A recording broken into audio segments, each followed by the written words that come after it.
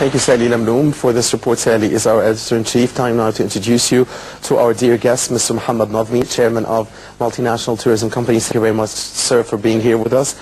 And Mr. Barry Curran, and he's area manager of an international hotel company. Thank you very much, Mr. Curran, for being with us here. Mr. Curran, allow me to start with you. When people in Ireland, in the United States, and in the West, in the areas you deal with as a hotel company, tell you we're not going to Egypt these days because there is political tension, there is unrest and demonstrations in the streets sometimes. What do you tell them?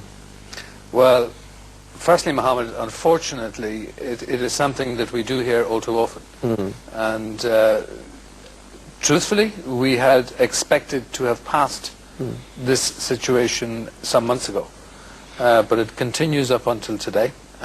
We continue to hear from our feeder markets, which are primarily the markets you mentioned, North America, Europe, Far East, Japan, that people are still frightened to come. It's a question of security. It's a question that they're coming on vacation. They want to feel safe. They want to feel relaxed. And they don't get that perception at the moment from the news that's coming out of Egypt.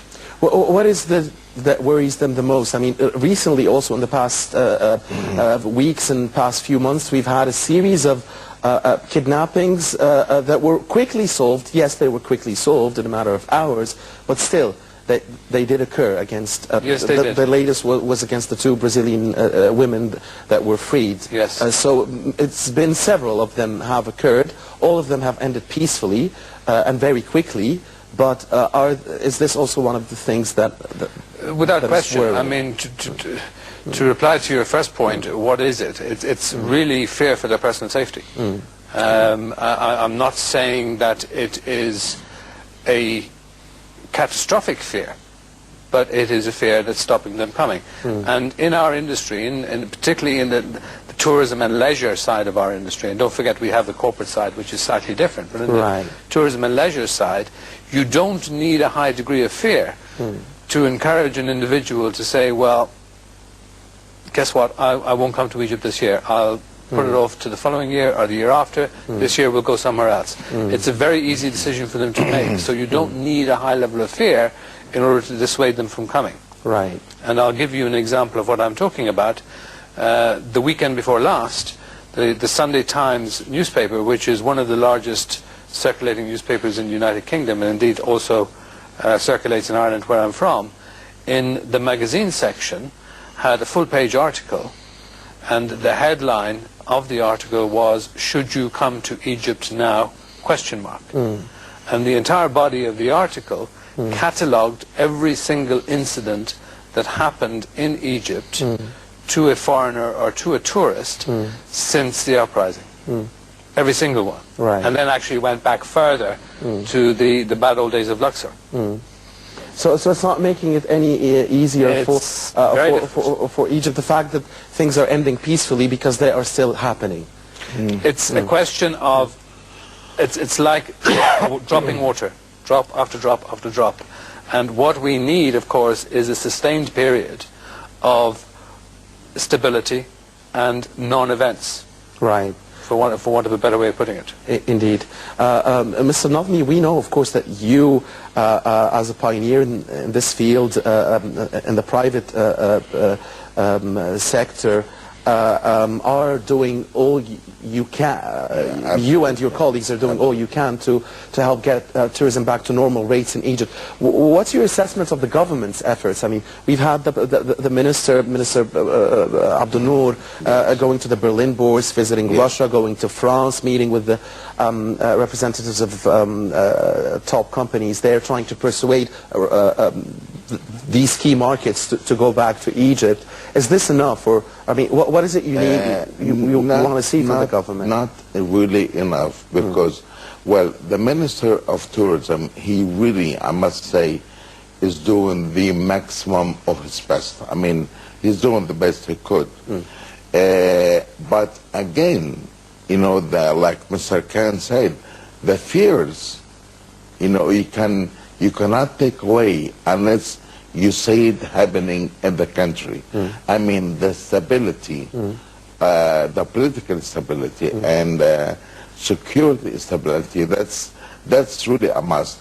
Now, the government and the private sector, who are us, we did something new, which hopefully will boost the tourism somehow, and it's the long night cruises, you know, from Aswan to Cairo.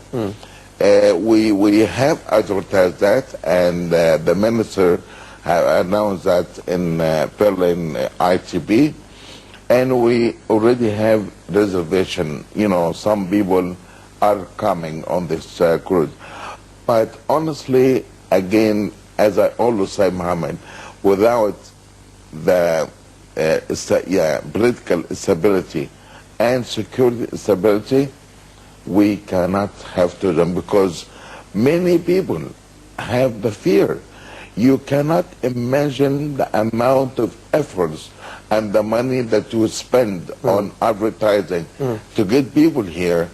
But I mean, they are coming. They come. I mean, there is no doubt. But not enough to support the 85 million. Not enough to support all these people, you know, to support the business. So let me ask you this. I mean, a year after the revolution, now almost 13 or 14 months after the revolution, did you think that we would be, we should have been at a better stage in the recovery? Absolutely. Absolutely. I mean, the best time, Mohammed, was the first 2 weeks of the revolution. That's when the whole entire world was watching us, and they all clapped their hands for us, and they all want to come to Egypt. But what happened after the first 2 weeks is, I must say, it's a disaster. I mean, our act as people, they have no idea that we are hurting ourselves by so many things, you know, that some of the protests and the sit-ins are also affecting the tourism industry, correct? Absolutely. I mean, absolutely. I mean, it's nice to object. It's nice to say whatever you want. I mean, it's democracy, what we're looking for. But the way we do it, you know, I mean, it's not the right way to achieve democracy. In the same time, it's given the wrong indication about Egyptian people who are, I consider, the wealth of Egypt. But it gives the wrong impression about them, you know, even though they are nice people, you know. Let us get Mr. Curran here and ask for his advice. What would you advise if you were in the decision-making process in the government here trying to support tourism? Well, first of all, let me just reiterate what Mohammed said. It's impossible for any government or any individual in that government to make any significant improvement in the current situation unless we have perceived stability in the country overseas. And I use the word perceived. Because it could happen, but it could take time until it is perceived. We actually have an enormous degree of stability now. If you look at what's gone on in the country in the last 6 months, with the exception of the unfortunate incidents with the Bedouins kidnapping 3 different groups of people, and very briefly, and then released safely, thankfully, we've had a relatively peaceful situation. Yes, we've had an increase in crime, but that exists in virtually every country in the world. Yes, we've had some demonstrations and some strikes. That exists in every country in the world. Yet, that said, we still have a perception within our main feeder markets that a significant number of people don't feel it's safe to come here. So we've got to get over this problem. We need some good PR. We need to get ahead of the curve, get ahead of the problem, and start getting the story out there within the press and within the other media sources that it actually is safe to come to Egypt. Speaking of the media, I mean, the media has been blamed, whether the Western media or even media here in Egypt, and especially the private run media, has been blamed for exaggerating events and portraying them in a way that scares people away. In your assessment, is that the case, or do you think media is simply, you know, just transmitting the facts? Well, with all my respect to your profession and to your industry, I had a very memorable quote from a very well-renowned US anchor person a number of years ago, who told me that in his business, good news was no news and bad news is good news. And what the media are looking for is bad news, because that's what's exciting, it's sensational, it's what sells advertising, gets you numbers, whether it's readership or viewership. And, you know, unless we are proactive and ahead of the curve and getting really good news out there and pushing it, they will automatically graduate towards the small snippets of bad news, put them together and make a story and put it out. And that's what's been happening. Frankly speaking, over the last 6 to 8 months, that's what's been happening. Right. And if you let me, Mohammed, as well, I want to add to that our government doing the efforts, there is a short-term plans and a long-term plans. There are short-term plans as far as the political stability, security stability, but the traffic, that's a very big problem, you know, in Egypt for tourism. You know, you can spend 2-3 hours, 4 hours to go somewhere today. You know, that's impossible. The cleanness of the streets, you know, that's really important. The awareness that we have to the people, you know, that's the people have to realize how important, or the importance of tourism for piece of bread. You know, that's a lot. That's the short term. On the long term, I think Mr. Kerry agreed with me that it must be the education of these children, of these nations, you know, on the long term, that have the awareness and can work out the awareness to other people.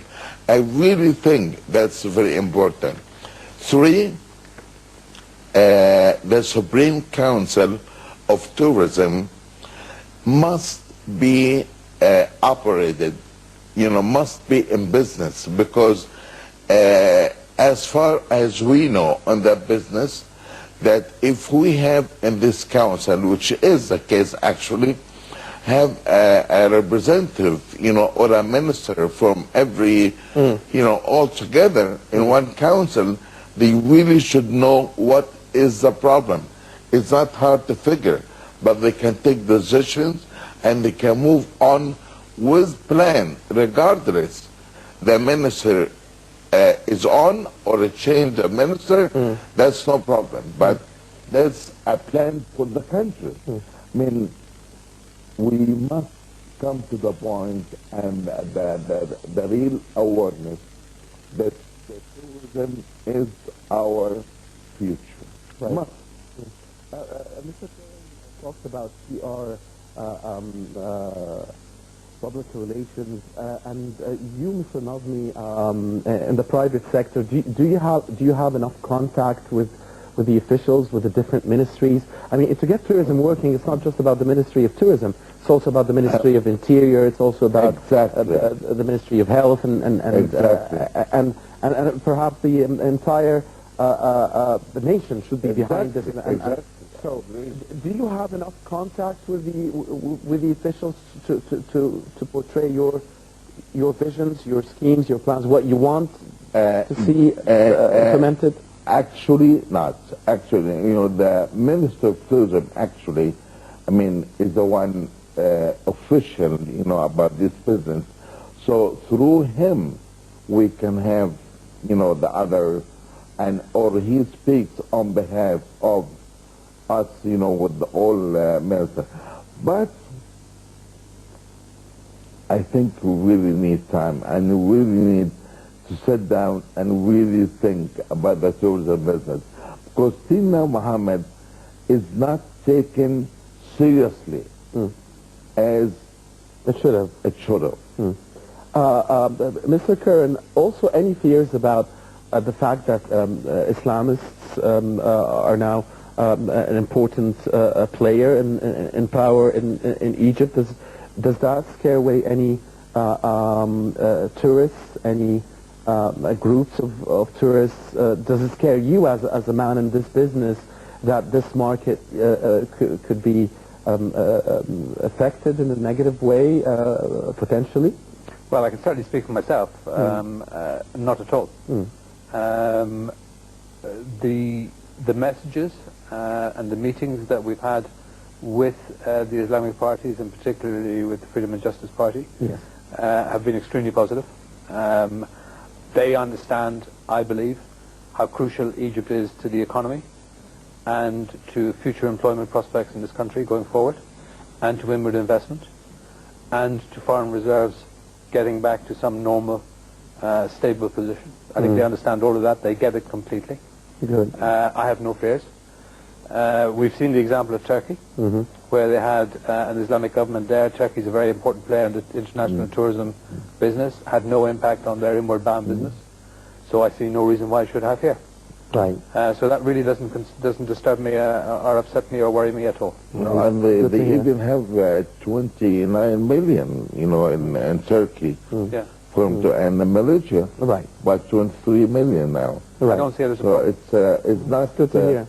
It's not something we really worried us. It doesn't worry us, and we feel good. Right. So the fact, Mr. Curran, that in the past few months we've had progress in Egypt in the transitional process. We've had free and fair elections. There were peaceful elections. There is a roadmap now that is clear for the handover of power to a civilian president that will be elected by the nation.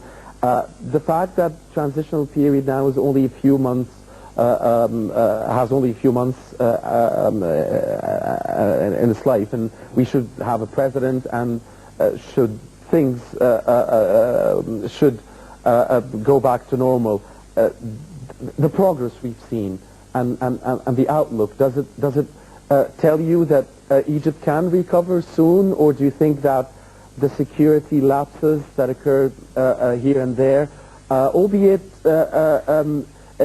it is a lapse compared to Egypt's relative strength before insecurity, but it might be, maybe, compared with the outside world, the security is still sound enough.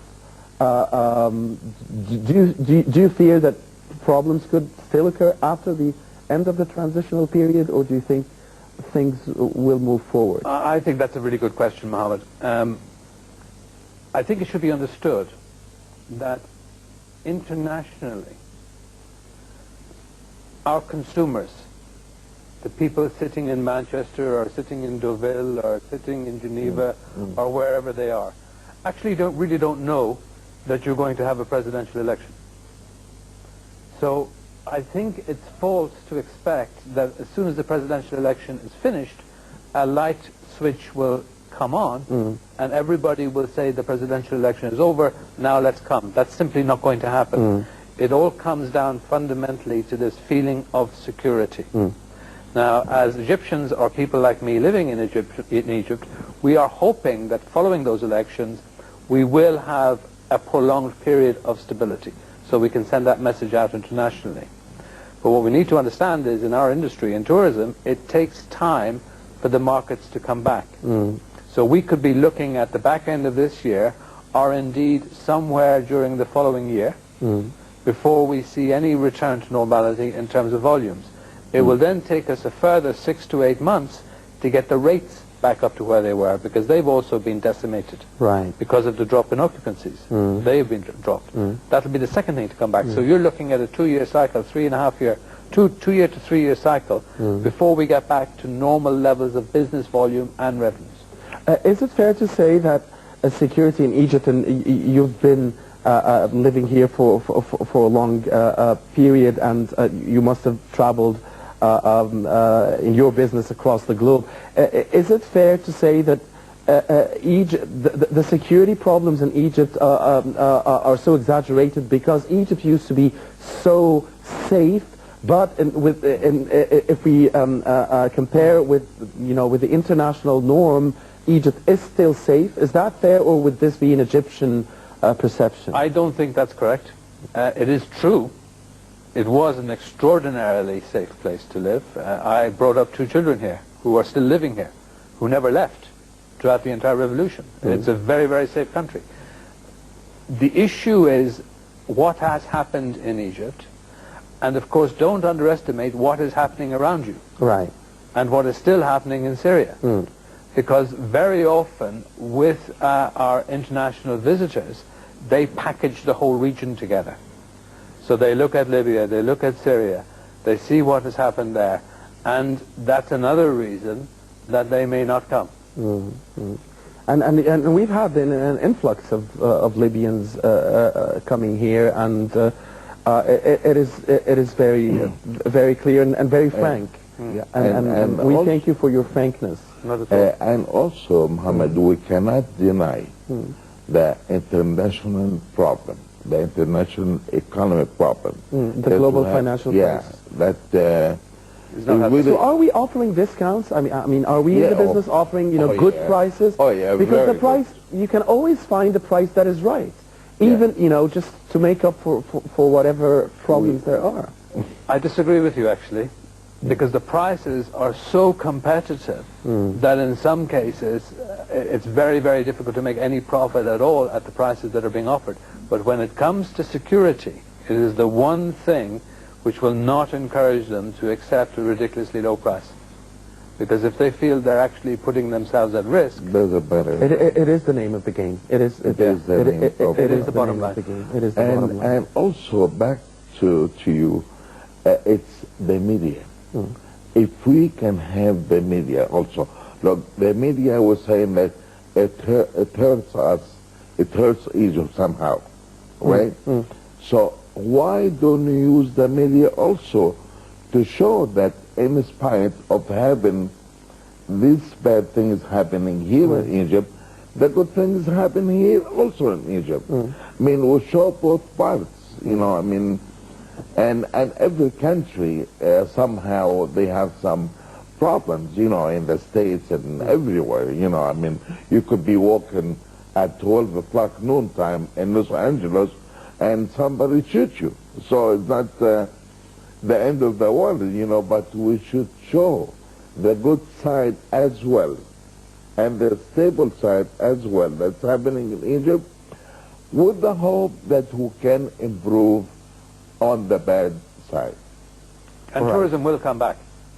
We just need it to come back as soon as possible, because we've had 14 months of nothing. It will come back also if we all want it to come back, because it's our responsibility. I mean, all of us. It's also the role of every Egyptian citizen to do that. On the confident note of Mr. Karen saying tourism will come back, we Egyptians as well believe it will. It's only a matter of time. We hope it's going to be as short as it can, and we cross our fingers.